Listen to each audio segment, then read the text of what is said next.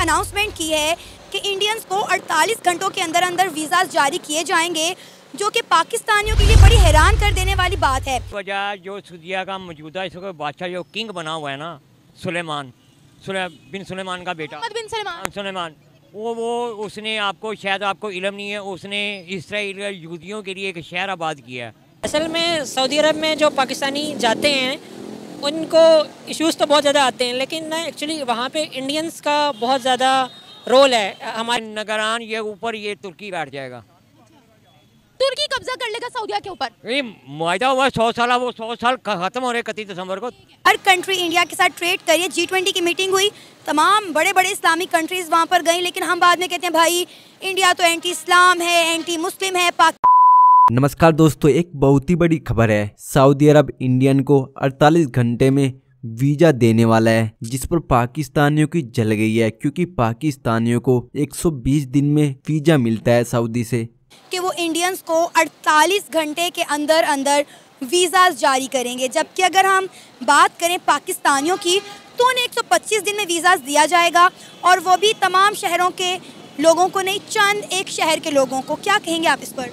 असल में सऊदी अरब में जो पाकिस्तानी जाते हैं उनको इश्यूज़ तो बहुत ज़्यादा आते हैं, लेकिन ना एक्चुअली वहाँ पे इंडियंस का बहुत ज़्यादा रोल है। हमारे पाकिस्तानियों के ऐसा नहीं है, हम बहुत ज़्यादा डिफरेंट जो है तरह के क्राइम करते हैं, उसके बाद जो है ना इसलिए वो मुश्किलात जो है ना, हमारा एक इमेज जो है ना वो बुरा बना हुआ है। तो अगर हम अपना इमेज बेहतर कर लें तो फिर अगर हमारी गवर्नमेंट भी हमें सपोर्ट करे उनको, तो फिर ये चीज़ें सेट हो सकती हैं। आपको पता है सऊदी अरेबिया की पुलिस पाकिस्तानियों के लिए बड़ी ज़्यादा सख्त हो गई है। पिछले दिन उन्होंने एक स्टेटमेंट दी कि पाकिस्तान से लोग उम्रे और हज की गर्ज से सऊदीया आते हैं, लेकिन वो यहाँ आकर भीख मांगते हैं, क्राइम करते हैं, और 95% वहाँ पे जो भिखारी हैं वो तमाम पाकिस्तानी हैं।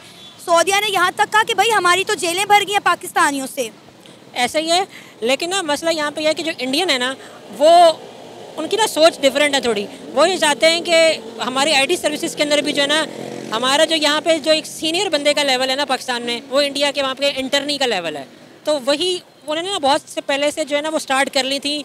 हर चीज़ में वो आईटी में वो आगे हैं, एजुकेशन में वो आगे हैं, तो वो बुरे हैं, हर जगह बुरे होते हैं, लेकिन उनके और इसमें हमारे में ज़मीन आसमान का फ़र्क है। हमारी जो इंडस्ट्री आईटी की भी बात करूँ तो वो बहुत जो है ना वो छोटी है, इंडिया की बहुत ज़्यादा बड़ी है, उनकी आबादी भी बड़ी है, लेकिन फिर भी उन्होंने ना बहुत ज़्यादा इनिशिएटिव्स लेते हैं। वो एक बिज़नेस माइंडसेट के हैं। हम कहते हैं हमें पकी पकाई खीर चाहिए। हम लोग अपने ऊपर टाइम भी नहीं इन्वेस्ट करते और ना हम लोग मेहनत उस तरह की करते हैं, तो वो फिर हर चीज़ आपको हर जगह वैसी नज़र आएगी। अरे हम तो कहते थे सऊदी अरेबिया हमारा भाई मुल्क है, वो तो हमारे दिल की धड़कन है, हमें बड़ी रिस्पेक्ट देता है, लेकिन हमने देखा कि वक्त के साथ साथ सऊदीया ने पाकिस्तान को नुक्कड़ में लगाकर पाकिस्तान की जगह जो है इंडिया को दे दी है, और इंडिया ने ये जगह अपनी बनाई है। जब इमरान खान था ना तब अच्छे हालात हो रहे थे, लेकिन अब जब चीज़ें चेंज हुई हैं तो उस तरह से जो है अब हमारी वो दोस्ती मुझे नहीं लगता कि वो है जो पहले थी। खबरों की हद तक शायद हो, लेकिन एट द एंड लेकिन फिर भी वहाँ में भी अच्छे लोग हैं। मतलब कि अगर आप अच्छी तरह से जाते हैं, आप कोई क्राइम कमिट नहीं करते, तो वो लोग आपको सपोर्ट करते हैं, सुनते हैं आपकी बात। लेकिन इंडियन को फिर भी एक एज है, क्योंकि उनका डिफरेंट है। वो उनको पता है कि उनकी नेचर का पता है, हमारी नेचर का पता है। कहने को तो हम लोग एक ही हैं, इंडिया और पाकिस्तान कहते हैं कि जी हमसाया ममालिक हैं दोनों, लेकिन एट द एंड हम लोगों में बहुत ज़मीन आसमान का फ़र्क कहीं ना कहीं है। आप ये देखें ना कि इंडिया ने, अगर हम बात करें तो वहाँ के प्राइम मिनिस्टर ने ये रिस्पेक्ट अर्न की है। तमाम इस्लामी ममालिक का आज रुझान इंडिया की तरफ बढ़ गया है। हर कंट्री इंडिया के साथ ट्रेड करिए। G20 की मीटिंग हुई, तमाम बड़े बड़े इस्लामिक कंट्रीज़ वहाँ पर गई, लेकिन हम बाद में कहते हैं भाई इंडिया तो एंटी इस्लाम है, एंटी मुस्लिम है, पाकिस्तान से डरता है। पाकिस्तान के अलावा तमाम इस्लामी ममालिक के साथ उसके बड़े अच्छे ताल्लुकात। अब हमारे लिए कितनी काबिले इंसल्ट बात है कि हम उन इंडियंस को सिर्फ 48 घंटों में, सिर्फ और सिर्फ 48 घंटों में वीज़ा मिलेगा, और पाकिस्तानियों को 125 दिनों में। अब कहाँ 48 दिन, कहाँ 125 दिन। इसमें यह भी हो सकता है ना कि सऊदीया को इंडिया से फ़ायदा है, हमारे से उतना नहीं है। उनको पता है कि हमारे से होगा कहीं ना कहीं, लेकिन उनसे ज़्यादा है। उनको पता है कि लोग काम के लोग हैं, उनके साथ वो अगर कुछ करते भी हैं ना, कुछ बिजनेस करते हैं, तो उनको फ़ायदा मिलता है, उनकी हर जगह वो आगे हैं, तो इसलिए वो हमें इतना फेवर नहीं देते एज़ कम्पेयर टू इंडिया। वजह जो सऊदीया का मौजूदा इस वक्त बादशाह जो किंग बना हुआ है ना, सुलेमान बिन सुलेमान का बेटा सुलेमान, वो उसने आपको शायद आपको इल्म नहीं है, उसने इसराइल यहूदियों के लिए एक शहर आबाद किया है सऊदी अरब में। ये आपके इल्म में, नॉलेज में है कि नहीं है? अल हिंद अल हिंद, वहाँ हर तरह। तो मेरा ख्याल है दुबई में बन रही है। नहीं, सऊदी अरब में भी है। 500 मक्का से 500-600 किलोमीटर दूर है। वहाँ एक शहर इन्होंने बना कर दिया और बड़ा अरबों रुपया खर्च हुआ है वहाँ पर। तो वो तो उन्होंने माइनॉरिटीज़ के लिए बनाया है। मिनोरिटी यानी कि किस लिए बनाया है? इनको पता है कि इसको पता है कि जो आपने जो ड्रामा देखा होगा अर्तुगरुल गाजी, वो सल्तनत उस्मानिया का जो लॉ है ना, वो जो लौज़ान मुआहिदा हुआ है, वो 31 दिसंबर 2023 को ख़त्म हो रहा है।